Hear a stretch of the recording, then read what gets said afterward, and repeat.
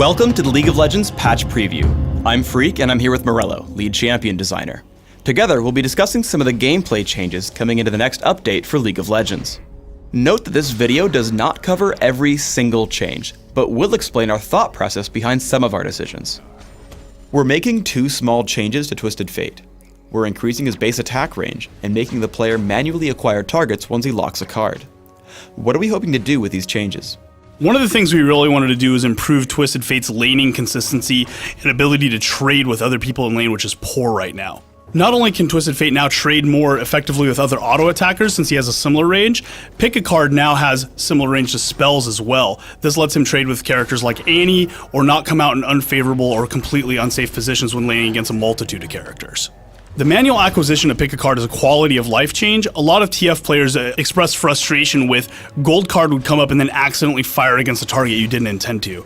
This will make it so TF really has control over the targets he picks, and he has to choose the most effective target as opposed to accidentally firing it at the wrong target due to fate or weird circumstances. We're nerfing the healing per stack on Tryndamere's Bloodlust. Why are we nerfing Tryndamere? It's almost impossible to push Tryndamere out of lane when he's doing well.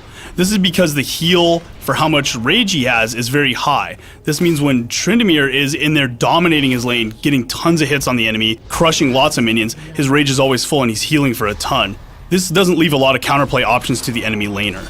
Conversely, we haven't touched the base level heal, which also means that if Tryndamere does have a bad lane, he can go ahead and still survive in that lane and try to make a comeback and do some counterplay on his own. We're replacing the Perseverance Mastery in the utility tree with Strength of Spirit, which converts maximum mana into bonus health regeneration. Why are we making this change? Since Perseverance works on total base percentage of health regeneration, it really wasn't usable in most cases except in very abusive cases. Furthermore, Strength of Spirit was a really fun old mastery. We thought it added a lot of cool item choices and a lot of different ways you could build your character based on having this mastery, so we wanted to put it back in the game and reintroduce those options. The utility tree's been underappreciated since we've done the new masteries as well, so we wanted to use this as an opportunity to put some good buffs deep into that tree. We're introducing a lot of new runes in the new patch to replace the dodge runes that we're removing and refunding in the near future.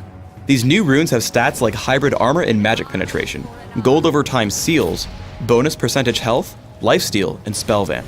What are the goals with these new runes? Simply put, the first reason is new runes are cool and make more options for players. Players like to experiment with crazy builds, find their own niche of the way they like to build champions, and new runes just allow you to do that better. Percent health runes are a natural fit on champions who have health that they get from abilities or other statistics that scale on health. For example, Cho'Gath with his feast is really good with this, Vladimir with his passive is very good, as well as Volibear who has a health scaling ability. We think this will give some new build options for those champions.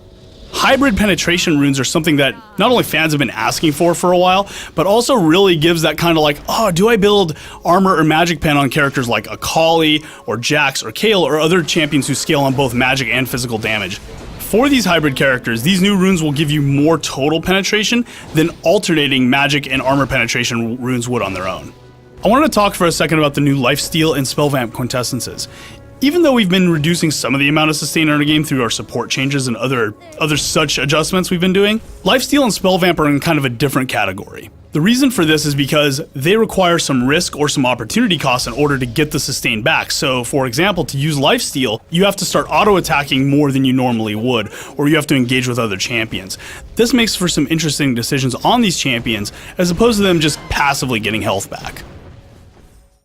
Thanks for tuning in to the League of Legends Patch Preview. Please subscribe to the Riot Games YouTube channel above, and don't forget to thumbs us up just below the video.